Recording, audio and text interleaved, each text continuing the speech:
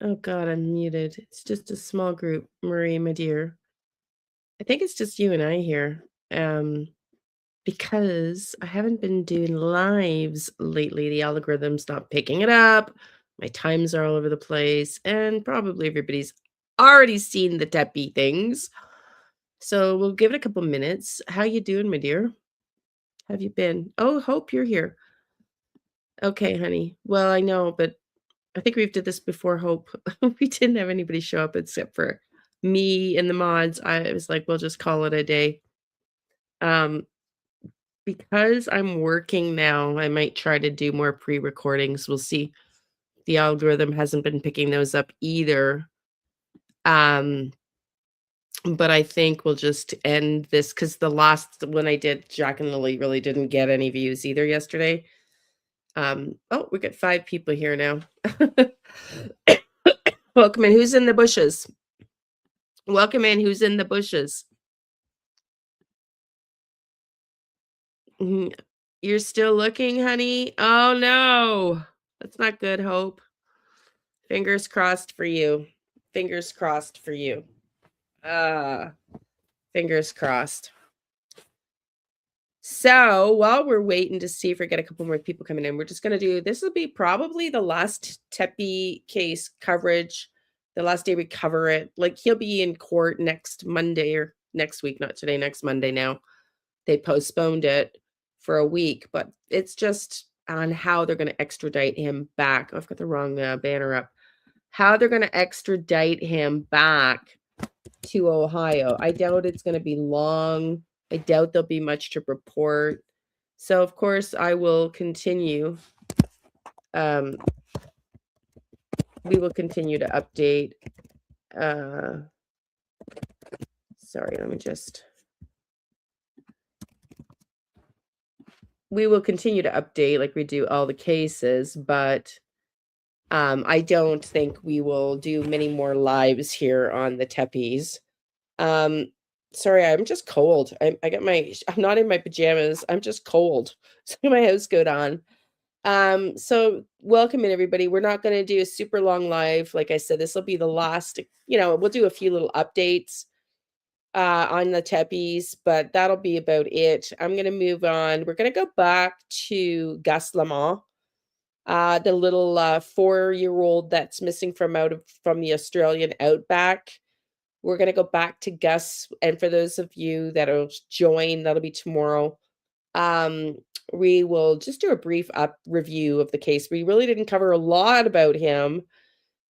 I don't know if everybody in the chats heard a little Gus Lamont, but he disappeared. There's some suspicious, it's like the Jack and Lily case, parents said he just walked away, there's some interesting dynamics there if you don't know that case. But the police they've announced that they're finally going back. It was, the grandparents and the parents said he walked away on their farm and he got lost. And it's very cold there too in Florida. Yeah. Well, I know we're supposed to get a snow squall of up to 60 centimeters. Like, that's insane. Um, Anyways, the police, I think, are finally going back and not necessarily taking the parents or the grandparents. The mom and the grandparents lived with him. He lived with them. Um, they're not. They're going back to reopen a different theory, I guess, is the long and the short of it, because there's a lot of things that have come up about the family and whether this kid's liveliness, whether he was going to affect the family farm estate, and there's all kinds of stories. So we're going to go into that, and if you've got a case that you want to cover, say so now, and then we're going to get right into this. Now I'm going to pull up. I've got the affidavit and everything here on McKee, right? He was arraigned, or not, the arraignment charges rather. He was arraigned, for those of you that don't know, Friday. A jury arraigned Michael McKee on 5 charges of and they changed and upgraded it to aggravated murder. Um they found and discovered that there was a silencer used. We've talked about this in this case, why the dogs didn't bark, why the neighbors didn't bark, and there was a silencer discovered. So they've upgraded the counts. I can pull those up, but I think we'll just see. You're lost in what, honey? There's so it's so sad to think about these kids, you know? So there's so much information that's come out now in the last few days, but there's so much more that we won't learn about for quite some time. And that's obviously to keep the integrity of the trial together. So let's watch this together. Everybody. Yes, it is a big badass. Goodbye, everyone. Happy Friday. Welcome to a Banfield show, unlike any other we've ever done. Yes, I still have the ick, whatever everybody else has, the fluish thing. I'm getting over it. So I do sound a little crazy, but I'm feeling fine. This is our final show. It's so exciting for me to come to you tonight and tell you that when we started this show 5 years ago, News Nation was just 3 hours of daily programming. And now it's 24 hours a day and America's fastest growing cable network. Yeah, for those of you that don't know, Ashley is leaving News Nation, or she's left. Friday was her last day. She's got her own podcast, which we show here at Drop Dead Seriously, and she's going to focus on that. So good for her. Jesse Weber from Law and Crime, rather, is taking over, changing slots. She was doing the 10 a.m. nightly. He's going to do it 11 p.m. rather, not a.m. 11 p.m. nightly, Jesse, and he's going to have a legal perspective on. So it's slightly different. Okay, let's go. Celebrity-driven interview program, kind of like Larry King. But we soon realized that our viewers were really passionate about true crime. We are still the only live, nightly, true crime investigative show on television. Banfield was the first primetime show that this network launched, News Nation's OG. And that we have come this far is, I'm going to say it, due to you. For half a decade, you have invited us into your home to sit with some of the most painful and consequential stories of our time, each with a unique and unforgettable person or persons at the center. People like Gabby Petito, whose disappearance and death forced a national reckoning with domestic violence in plain sight. And the Idaho 4 murder case. Those murders stoked outrage far beyond their quiet small town campus. We held up Abby and Libby, whose murders haunted Delphi, Indiana for years before justice began to catch up. And we were there when justice caught up with Alex Murdaugh, a low-country titan brought down by his own greed.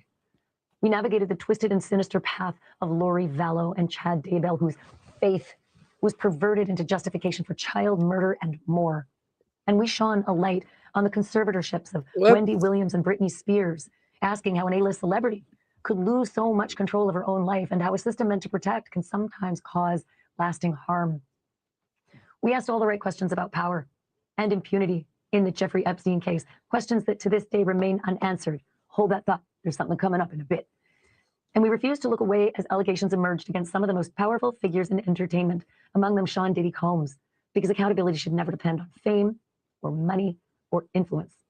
And then there were cases that challenged the system itself. The murder of Sandra Birchmore, for one, and the killing for which Karen Reed was acquitted. Night after night, we brought you the stories that you may not have known about otherwise. Missing children, silenced victims, questionable prosecutions, and families who are still waiting for answers. This show was never about shock. It was always about truth. We asked questions and we challenged official narratives. And above all, this was about giving victims and survivors a voice when other cable news networks wouldn't. To all of you who tuned in night after night, who trusted us with these stories, who stood with survivors and demanded accountability, thank you. This has been a true honor to do this work with you. And we are not done yet. Thank you for watching. Subscribe below and download.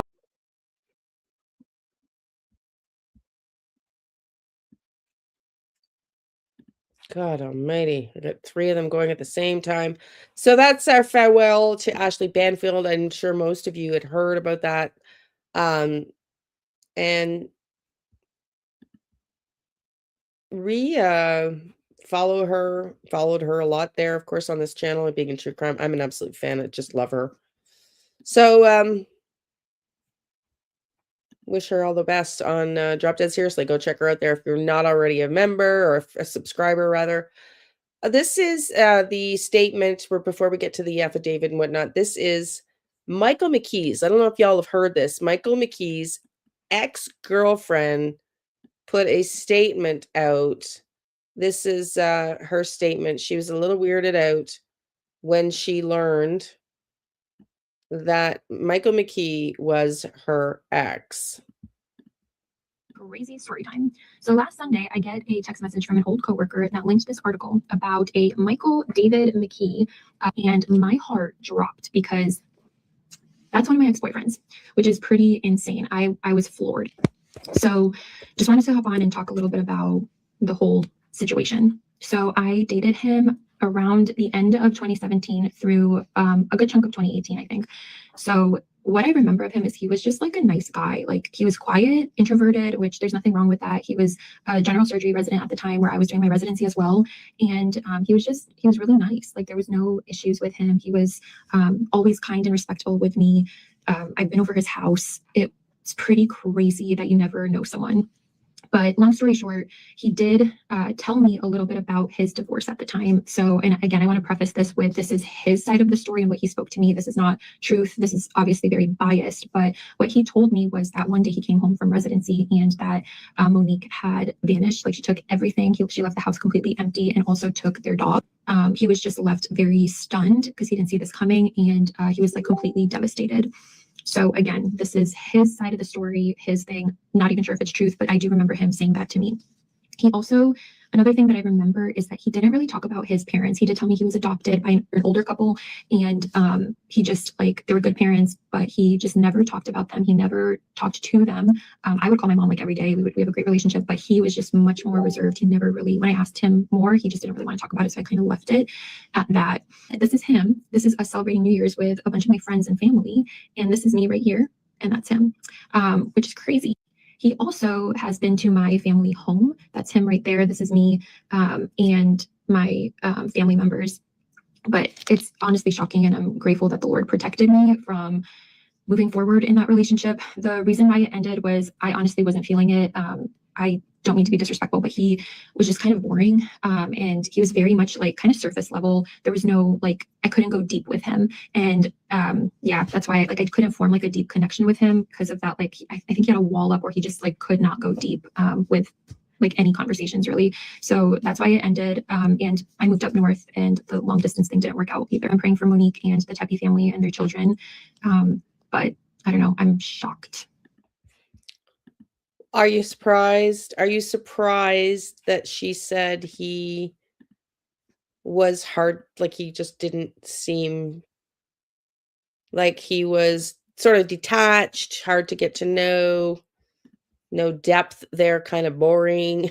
I'm sure he would be a little bit aggravated to hear that, but I'm not surprised. Are you? I don't know. Michael McKee is now charged with 4 counts of aggravated murder and 1 count of aggravated burglary. Now, in this indictment, prosecutors say that he used an automatic gun with a silencer.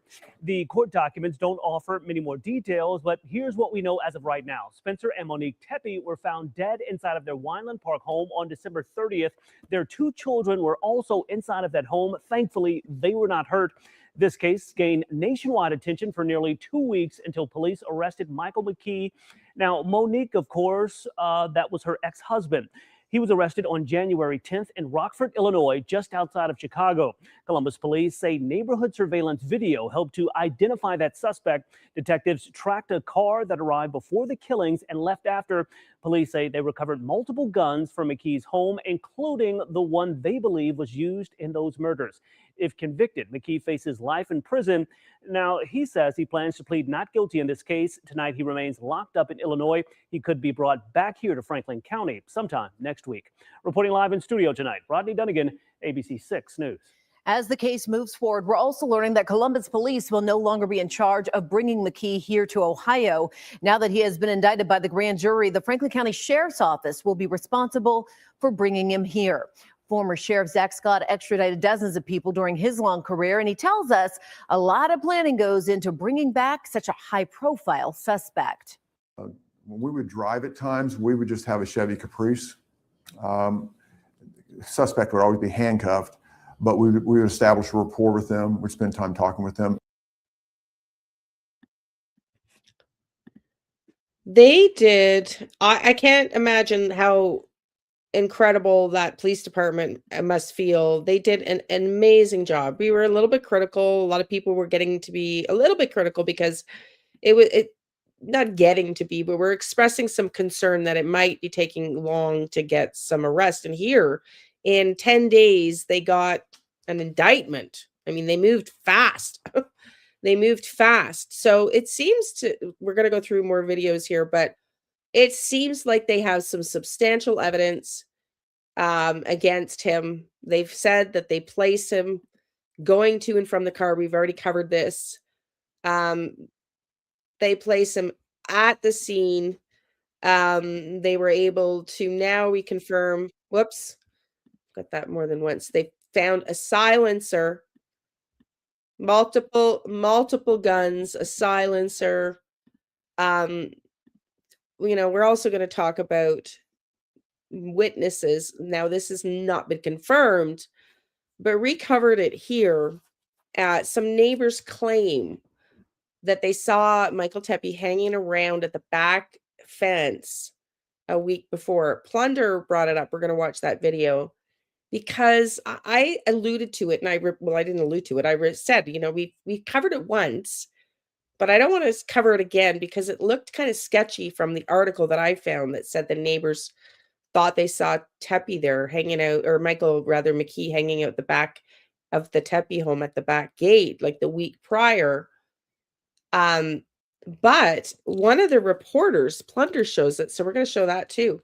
One of the reporters asked the question to the police chief.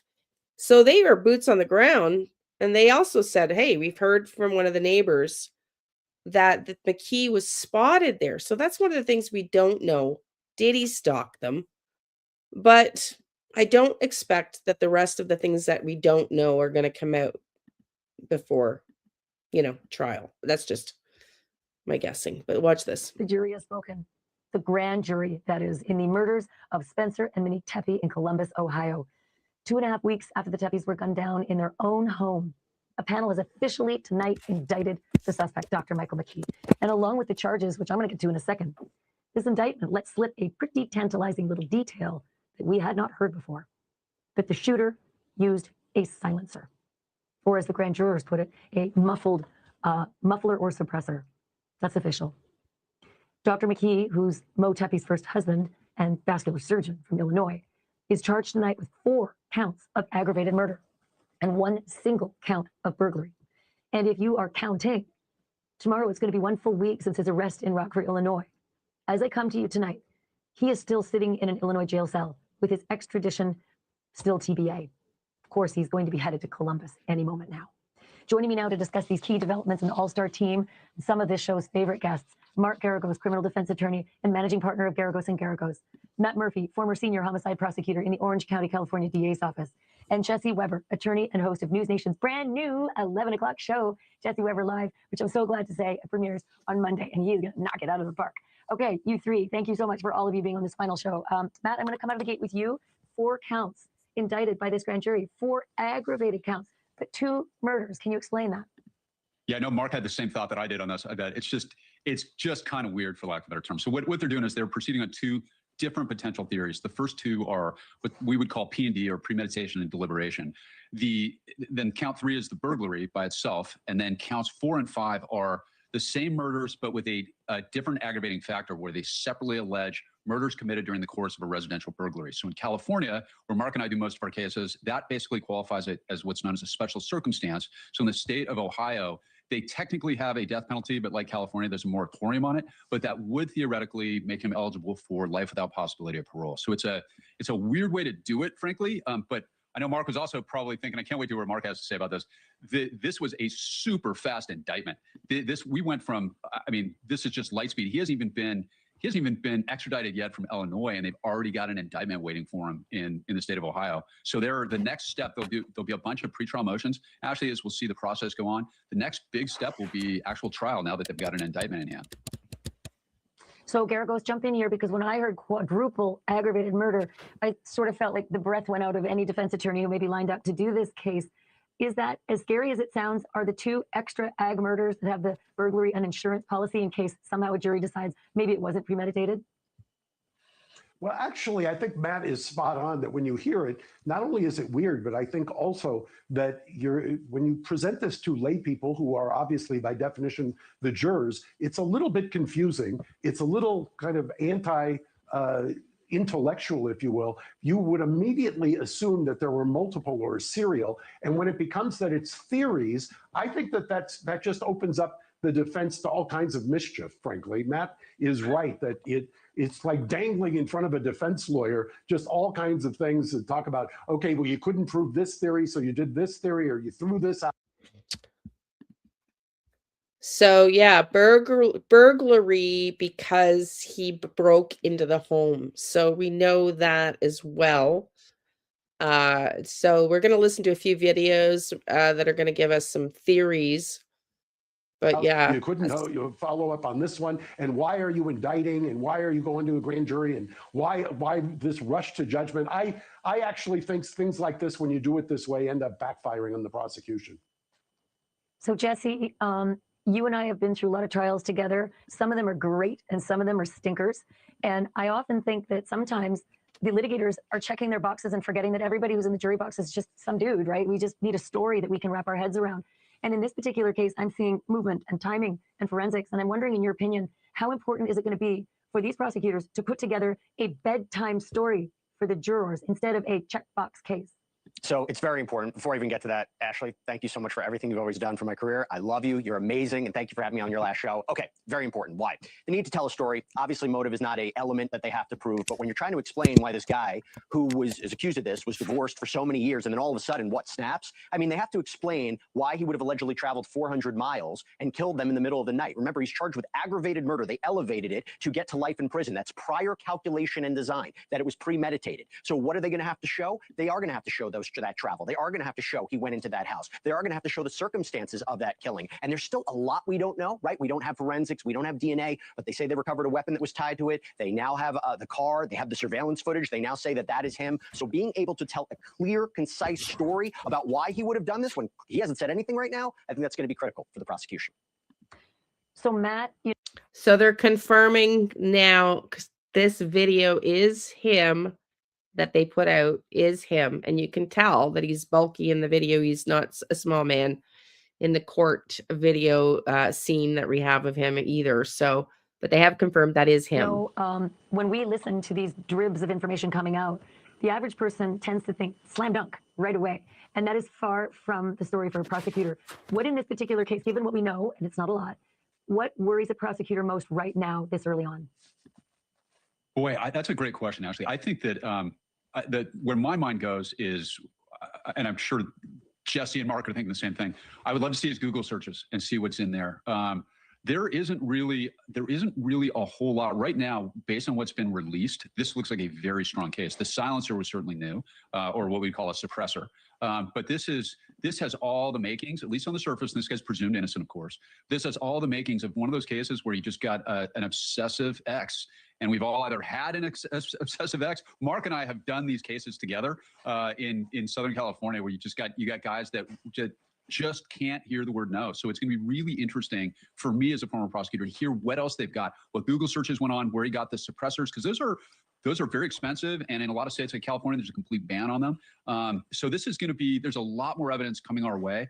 You and I talked about this the other night, Ashley, and I think you were the first to get it out. This was a NIBIN hit, which I think is very interesting. So they've got, that's the National Ballistics Database, where they take expanded shell casings from one crime scene and match them to known exemplars. So it sounds like they actually got the firearm here, I think, maybe, but they certainly got expanded shell casings from his previous residence. And that is incredibly powerful in front of a jury to link him to these murders.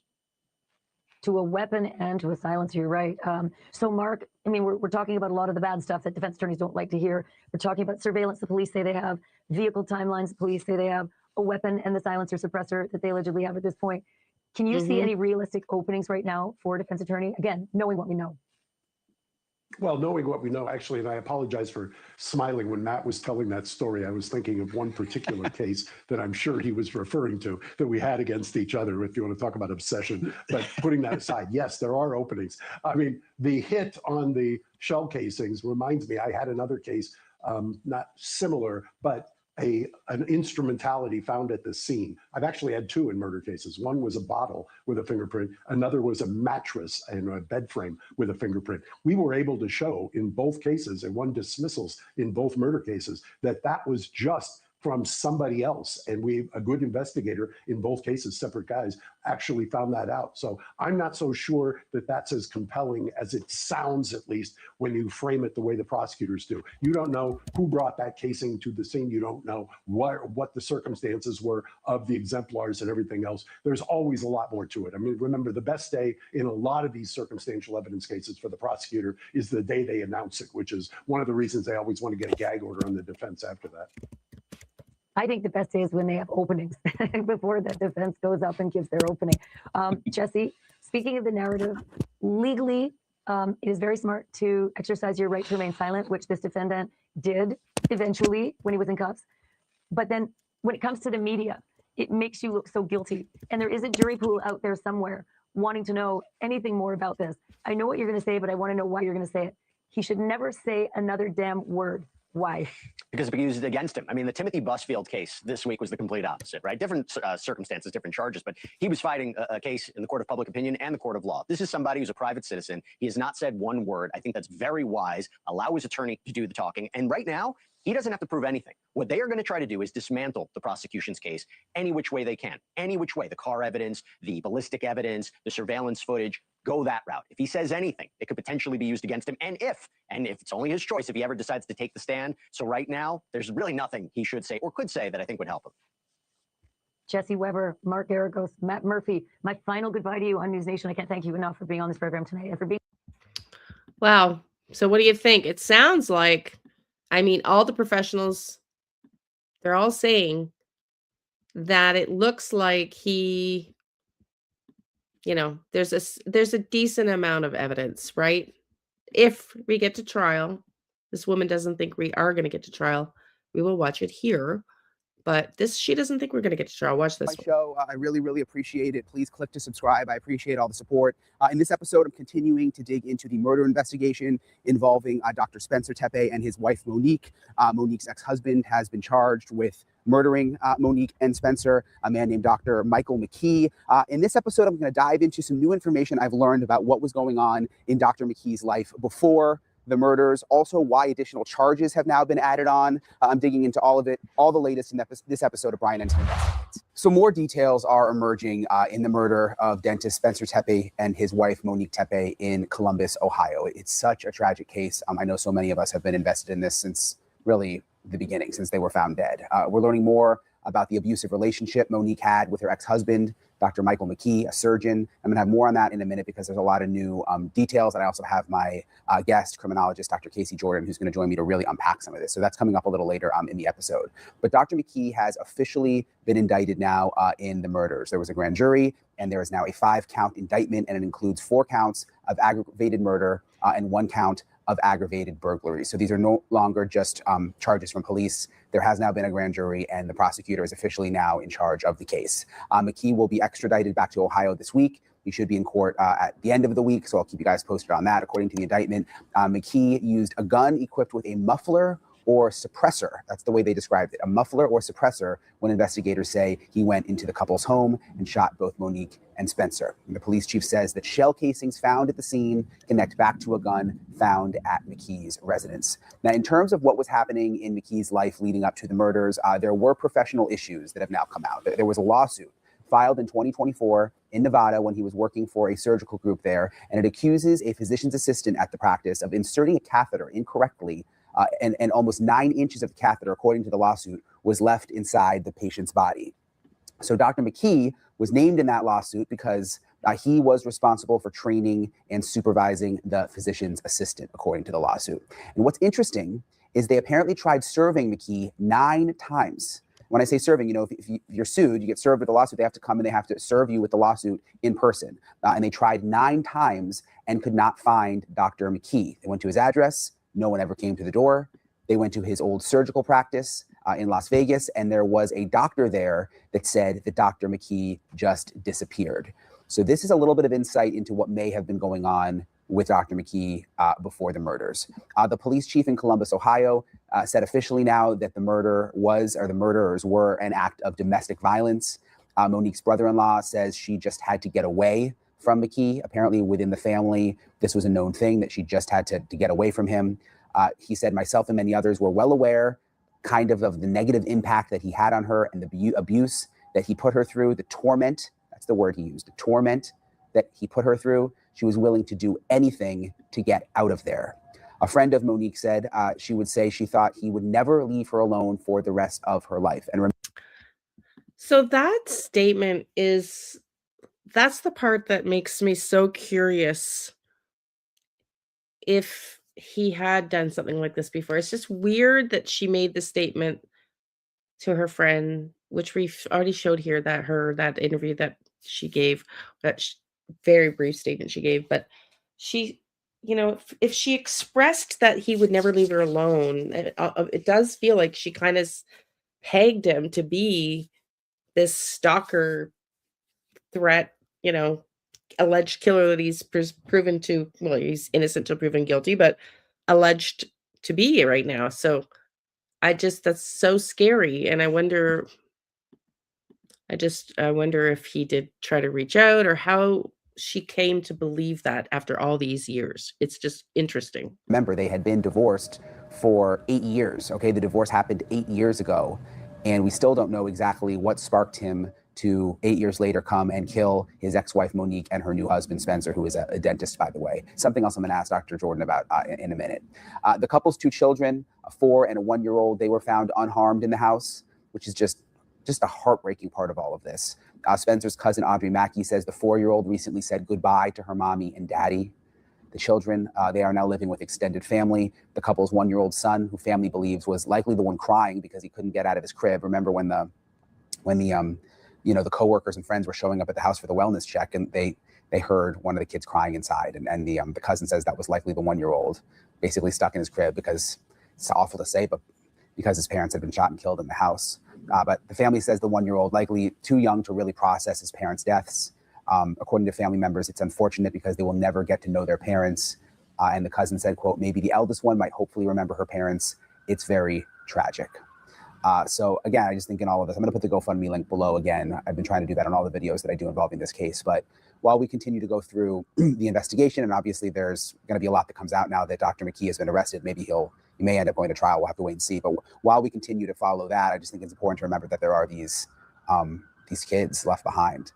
I want to play you some of Monique, and this is before I get to my guest in a second, but I want to play you some of Monique and Spencer's wedding video. This is video actually shot by Monique's brother-in-law.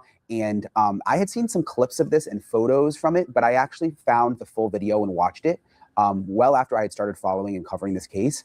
And I wanted to play you guys a chunk of it because I was really, really moved by it. And I think it shows just how in love Monique and Spencer were. And these allegations that she went through this abusive marriage with Dr. McKee, she was clearly very in love now and found the love of her life. And it really comes. One, I knew you were something special. I had quite a journey to get to you. Countless bad bumble dates, wrong relationships, and waterfalls of tears. But it was worth every cringing second because it led me to you.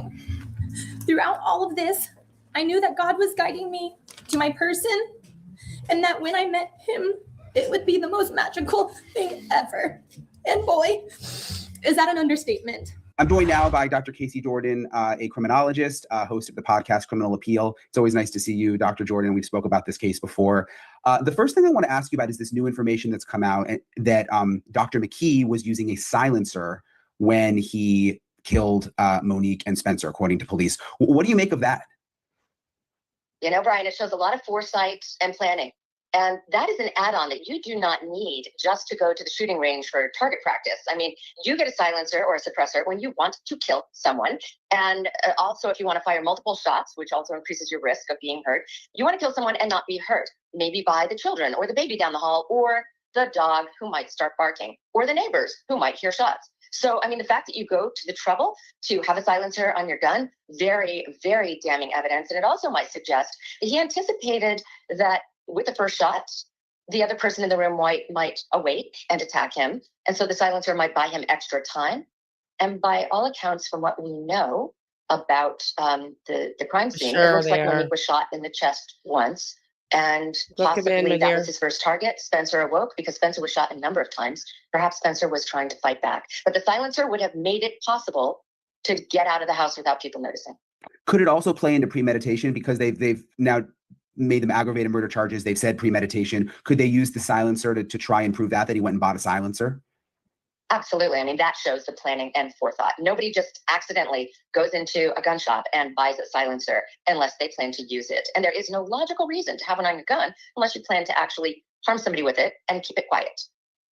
You and I talked last time about the shell casings that were found at the scene in the house, which you were saying were going to be very, very important. It turns out now the police chief says those shell casings have connected back to Dr. McKee's gun, which they found in his residence.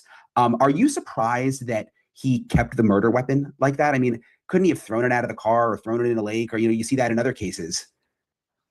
Could he have? Not only could he have, should have, except I'm glad. Listen, the short answer to your question, Brian, why would he still have the gun on him, is because he is an idiot. And I don't mean to be unkind, but, he is natively intelligent. He's smart enough to make it through medical school and become a surgeon.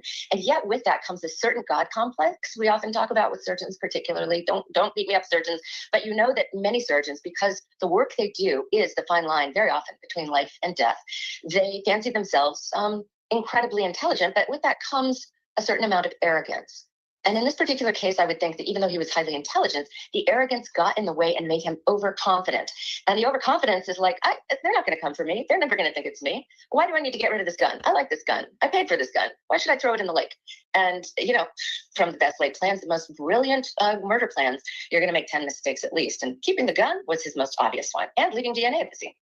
When I saw him in court, my first impression was he just looked like emotionless, but also kind of like he didn't have much fight left in him, if that makes any sense. Is there any chance, do you think, that he just has given up at this point, didn't care to hide the murder weapon because I'm probably going to get caught anyway, and let's just see how this plays out? There had to be something, Brian, in his subconscious that made him very aware of the incredibly high risk of this crime that he perpetrated, because he's going to be an obvious suspect. Of course, we always look at the ex-husband anytime a wife is killed. And it's a bit of a tug of war in his reasoning, like in the little reasoning brain chamber he has.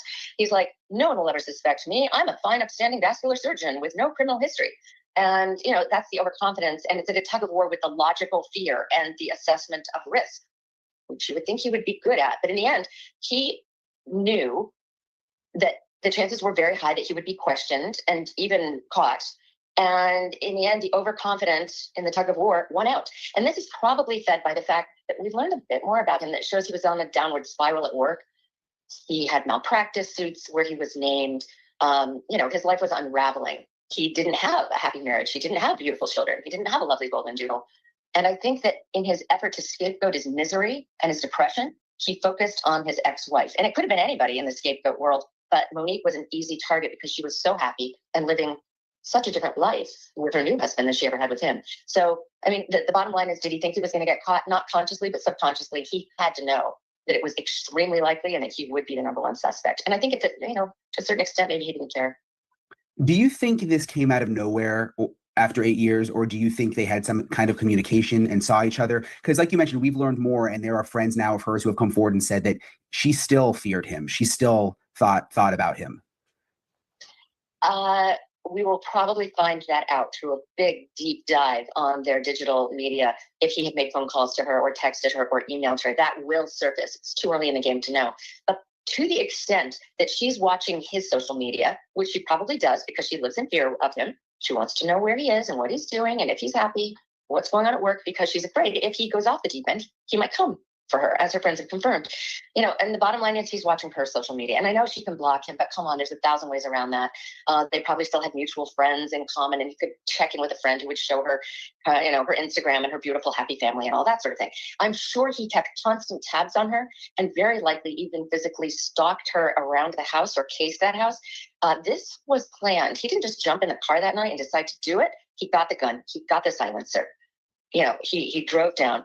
There was a lot of forethought in this. So, the bottom line is, we don't know if they communicated directly, but I can guarantee you she was never out of his mind. And so he was communicating with her in his mind and sowing the seeds of bitterness and resentment over her happiness.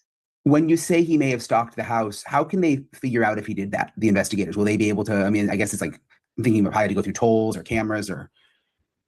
All of that, plus the surveillance cameras that are on the streets in that area, one of which picked up a figure in a back alley near the house, a block or two away, which by all accounts we think was probably him. It's not yet confirmed. But they will go through thousands of hours of video footage looking for any sign of his car or his person and presence to determine whether or not he had really come around and sat.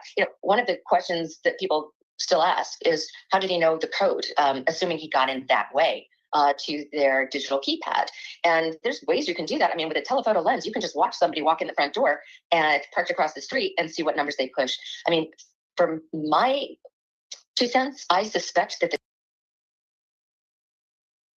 Now, isn't that interesting that she says that, because we covered that here when another creator showed that there was an Airbnb 2, 3 houses, 5 houses down, like they were the second house in, across the street diagonally.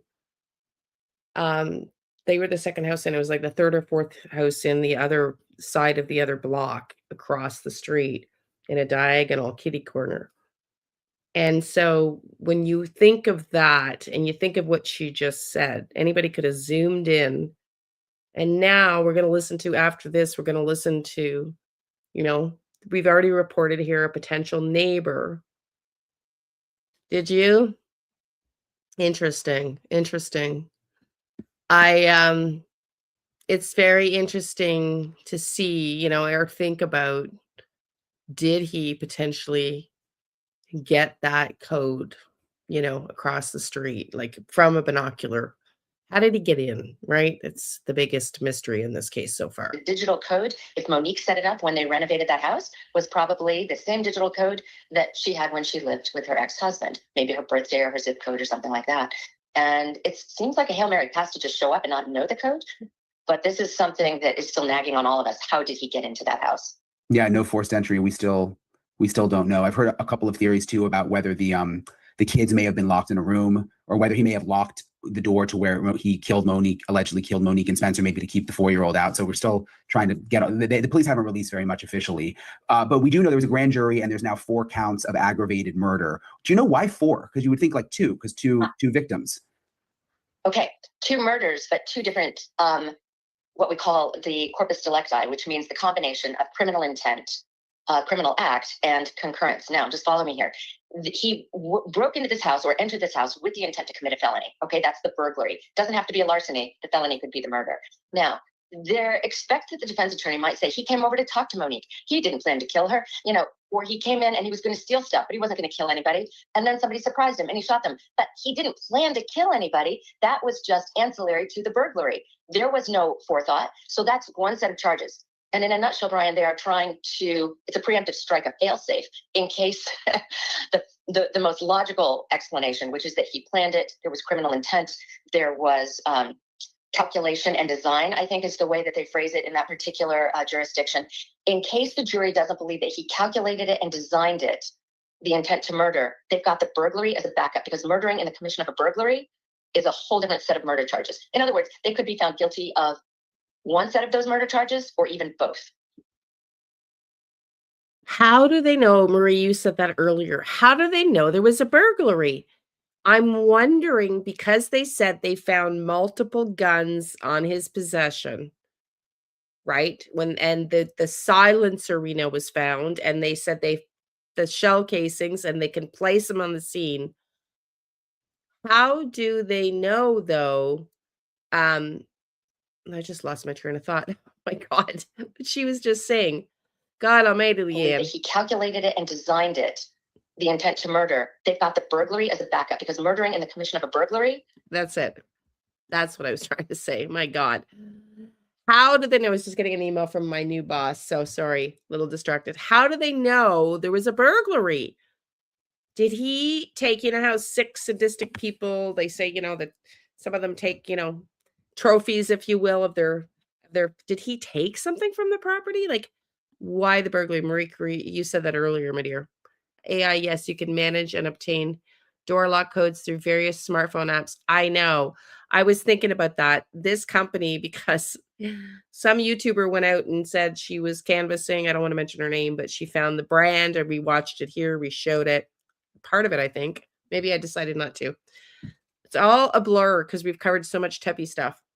And she named the brand that a couple of people also repeated on their channels of the security system they had. And I was like, oh man, that's not going to bode well for this company if and when the company name comes out. And that if that's how he got in, is he broke the code through some smartphone app. That's not going to bode well for them at all.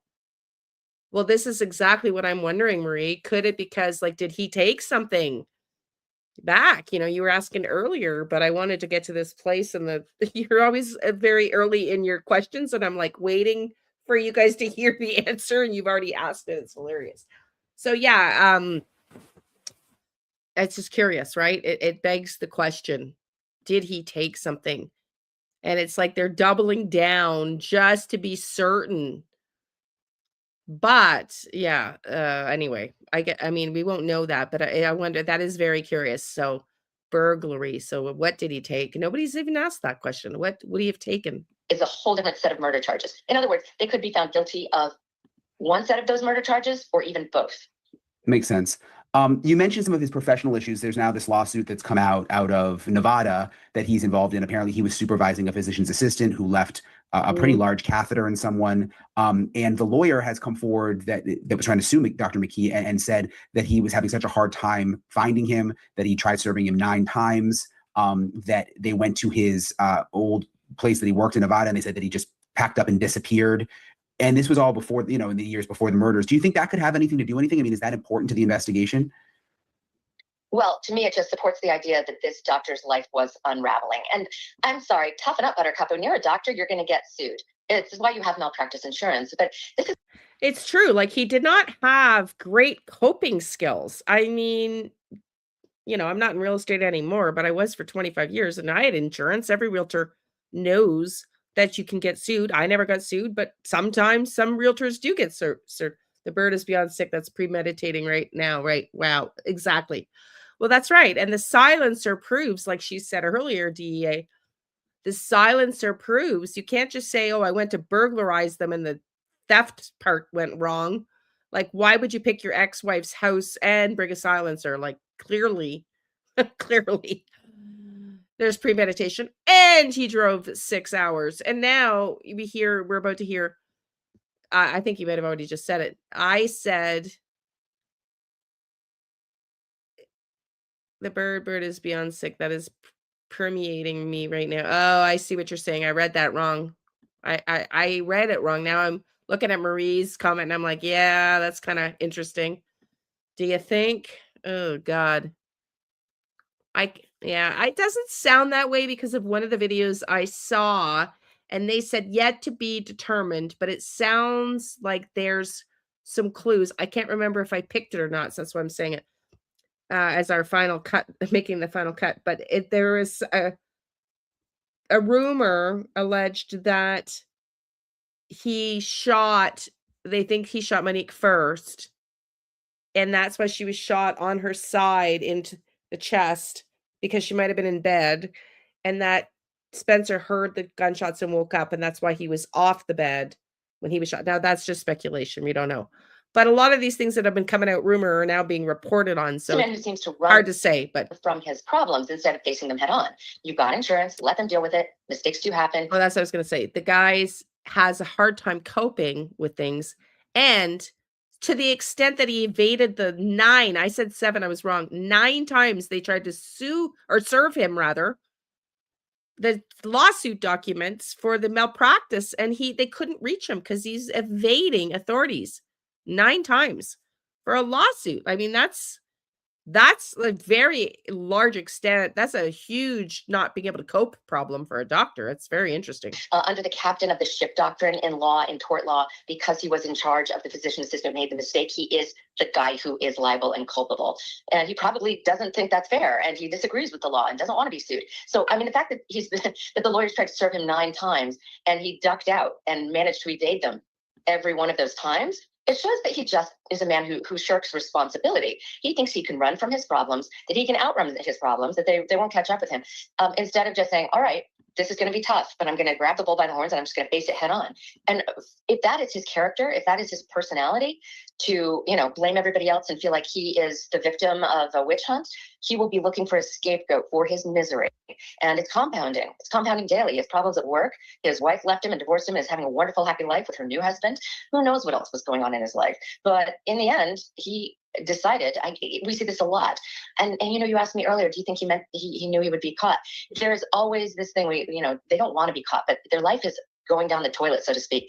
And they decide that if it's going to be bad, they might as well find a scapegoat and take vengeance on this entity, in his case, Monique and her husband, who he wants to blame for all of his problems. And it's kind of like a last act on your way out of town. If he knows that his life is really kind of over, especially professionally, he may decide to do something incredibly rash, like kill his ex-wife and her husband, because whatever, he's going to go to prison. He doesn't really care. Life is over for him as he knows it. I wouldn't be surprised if there was a lot of bad stuff going on in his life when he committed this alleged crime. Yeah, I'm just thinking about him as a doctor, spending so much time, apparently helping people, doing surgeries to help people. I mean, and you walk in, let's say you have the plan to go kill your ex-wife and her new husband, but you walk in and you realize that there's kids there. You must have known before, but then when you see them, like, how does that not make you change your mind? Yeah. Compartmentalization in a nutshell. I'm sure he knew the children were there, and I'm sure that his plan was to not harm the children. I mean, even the most emboldened murderer will, unless they're a professional hitman, seriously, will have a soft spot. There's a rule. You don't kill children. It's just understood. And his beef was with his ex-wife. And by virtue of the fact that she had a brand new, young, handsome dentist doctor husband, boy, did he feel replaced. And, she upgraded because she got a man who was loving and wonderful, the opposite of everything he was, apparently. So his beef was very compartmentalized. I hate my ex-wife and I hate the man who makes her happy. I want to destroy their marriage, but the children are ancillary to that. I don't kill children. The wonderful news is that the youngest is far too young to have a memory of this. And the extended family who are caring for them believe that they witness nothing, remember nothing. And the sad thing is they will never remember their parents. Yeah, it's sad to think about because they're so young. That's definitely the part that gets at me, just thinking about them. What do you think, just based on what we know so far, he'll do moving forward? I mean, is he going to drag this out? Is he going to fight these charges? They always start that way. And, we have a saying in criminology, especially if you do criminal defense work like I do, and I've done murder trials, Brian, there is no atheist in a foxhole, which means they always are strong until the last minute. And then they are like, yeah, I can't do this. This isn't worth it. Finally, the overconfidence will disintegrate. And the rule of logic will take over, and it will basically, like, you're going down. Do you really want the spectacle of a trial and a media circus following this case forever? Do you really want the world to know all the details and hate you forever? Or do you just want to go quietly into the darkness? Koberger, he stayed until the very end after they lost all their motions. He was like, all right, I think I'll take a plea deal now. And I think you'll see exactly the same kind of thing happen with Monique's ex-husband. I think that he's going to toe the line until the very edge. And when he realizes that the evidence is overwhelming, he's going to take a plea. Well, and like with Koberger, it's hard at this point to imagine like what a defense would be. I mean, if they've connected him to the gun, they probably have DNA now. You know what I mean? It's hard to imagine what his defense could be. He can't get rid of the gun with a silencer. Okay, the DNA puts him there, but he could come up with all kinds of ridiculous scenarios of why he was there. She called him there, they came to have a discussion, whatever. I mean, we just saw in the Walsh case in Boston. I mean, people come up with crazy scenarios all the time that try to give them an exit plan. He could come up with a scenario of why he was there, but not why he was there with a gun that was armed with a silencer. There is not a logical juror who will go, you went there to chat with her and ended up killing her by accident? Come on. So I don't know what his plan is. He can try for mistaken identity. But DNA is the nail in the coffin there. So between the gun and the DNA, I don't see how he's going to beat this rap. And the overconfident guy, in the tug of war is going, I'm going to take it to the very edge. And he will. But I think at some point logic will step in and you will see a plea deal. What kind of a profile do you see with him in terms of personality? Like, is he just such an egomaniac that he thought he could get away with this?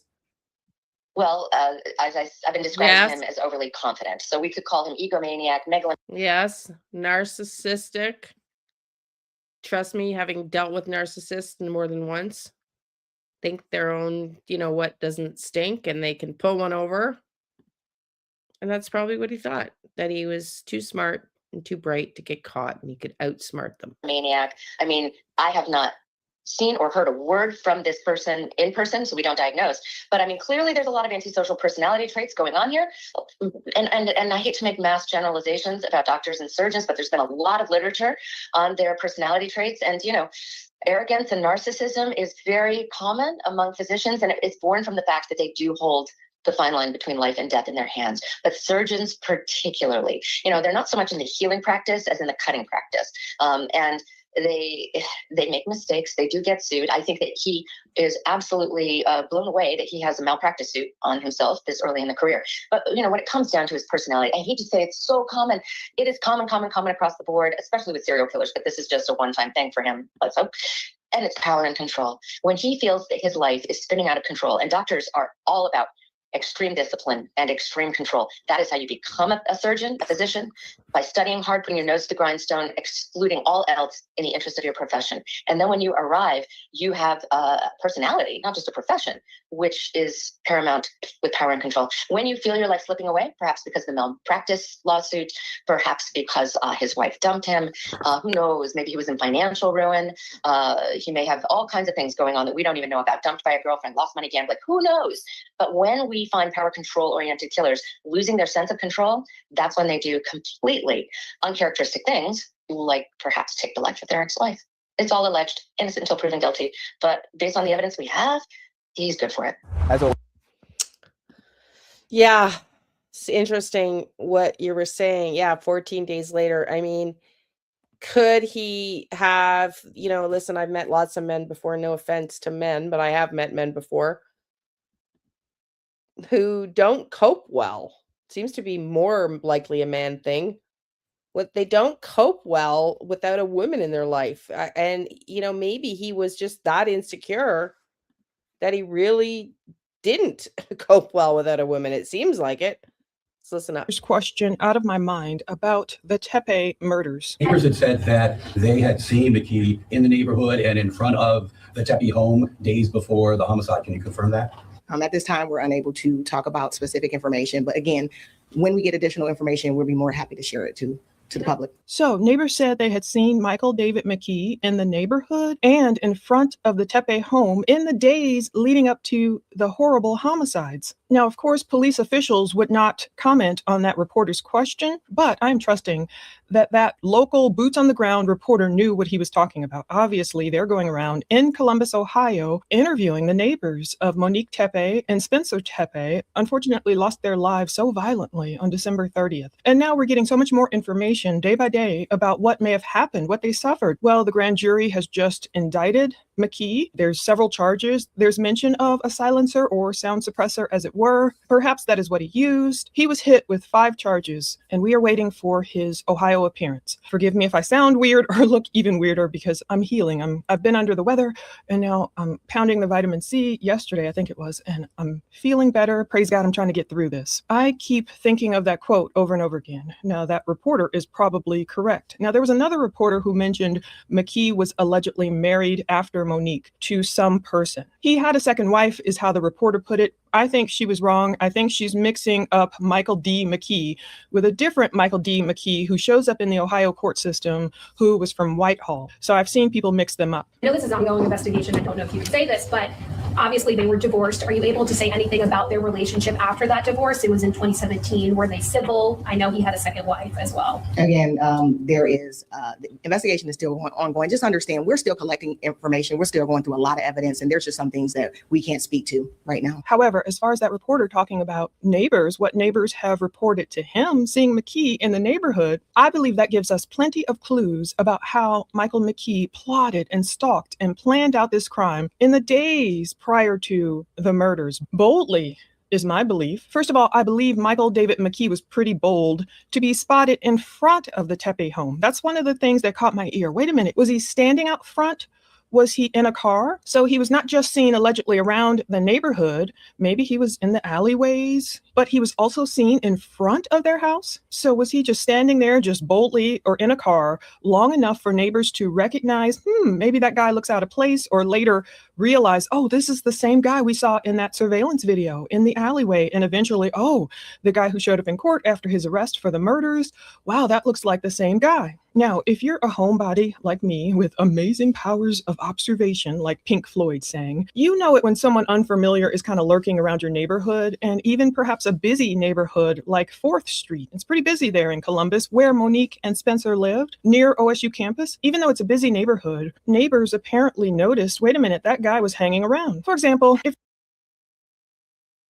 I think it has been confirmed that he did have a second failed relationship. I don't know exactly the timing of it, but I think that has been confirmed. I'm not 100% certain, but I'm pretty sure it If you're has. home all the time, you notice, oh, there's the mailman showing up around whatever time he shows up. Oh, there's so-and-so neighbor walking their dog. You sort of see the same people day in and day out. But some tall guys you've never really seen before, they might catch your eye. So that's why I believe this report that the neighbors are saying, wait a minute, we saw that dude. My big question is, did Monique see McKee watching her house at all? Did she see him in front of the house before the murders? I am specifically wondering if Monique saw her ex-husband, Michael McKee, hanging around in front of their house at all, because she was likely home more during that time. Even though it was the holidays, obviously, Spencer, her husband, the dentist, was still going to work. That's why when he didn't show up on December 30th, there were those flurry of calls from his coworkers saying, hey, he's not here. Now, whether or not Monique and Spencer noticed McKee hanging around, it seems as though they didn't tell police or make a report if they did witness him. Maybe it's something, if they saw him at all, it's something they thought they could handle. And what I gather from any tidbits of information we got from that recent press conference, there were no reports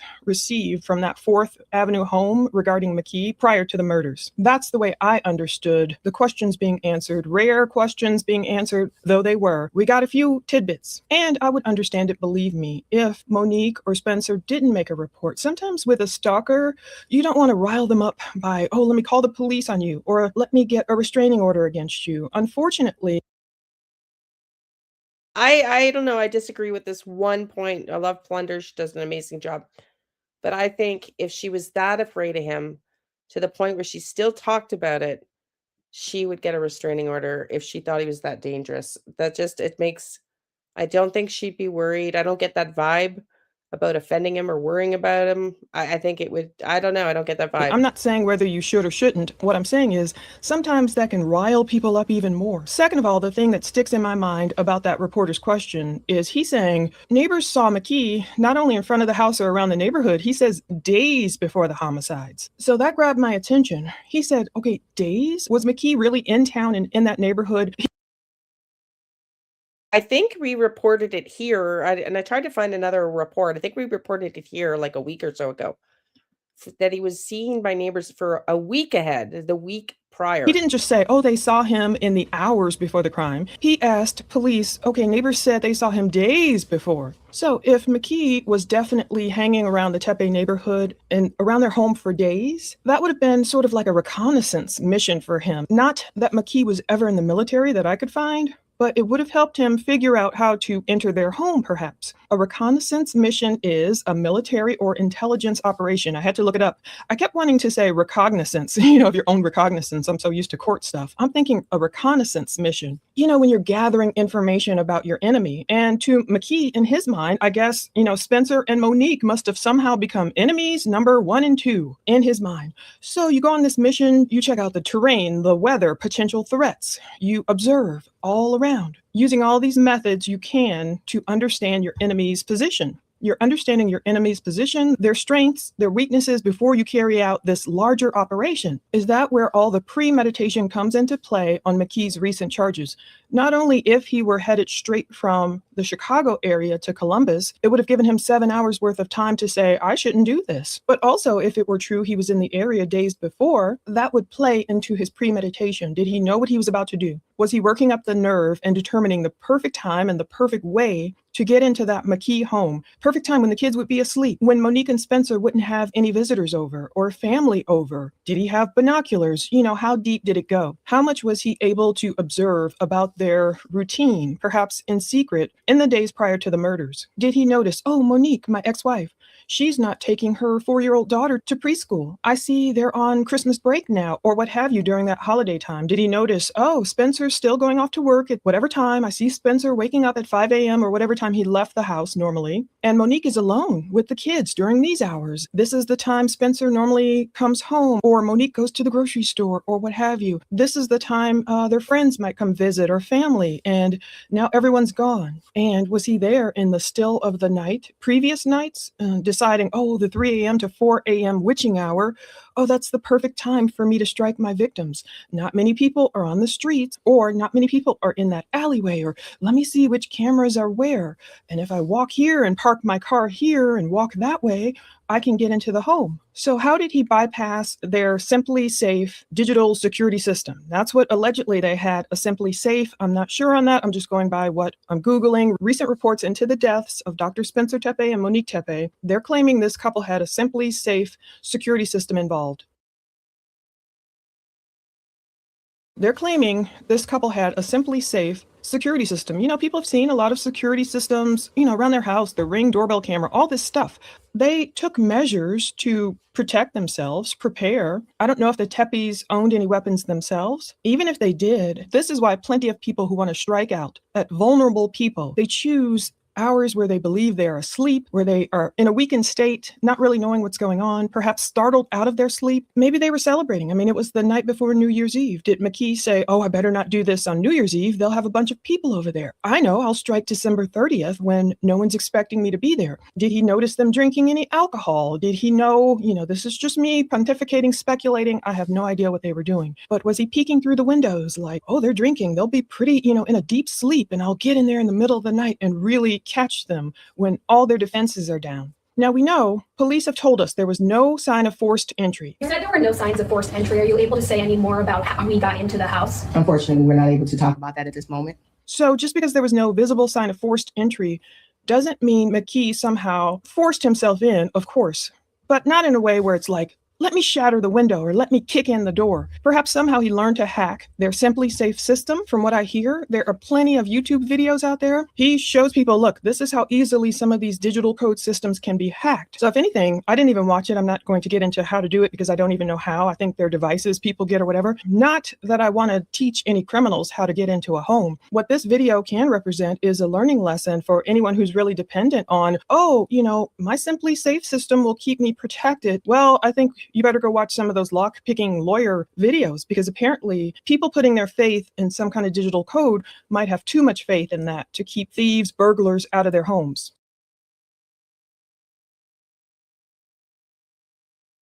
We're going to end it here. We're going to call it a wrap, just a quick feed. Like I said, I wanted to just do the last of the Tepe stuff. We will do updates, but they'll probably be included as we cover other cases, because for quite a while, I doubt we're going to get more than he appeared in court. He's now in Ohio. He's, you know, his arraignment is, you know, 2 weeks from now, a week from now, or whatever. And then he'll plead, which he's already done. I don't know if, I guess they won't do that again. Not guilty. I doubt we're going to hear much for quite a while, just little dribbles here and there. So we'll cover those. But other than that, we'll see you all tomorrow. Thank you for being here. Thank you to the mods. Got to get my car worked on tomorrow morning. So be here as soon as that's done. Thanks, everybody. Again, love and light. Have a good night. Cheers.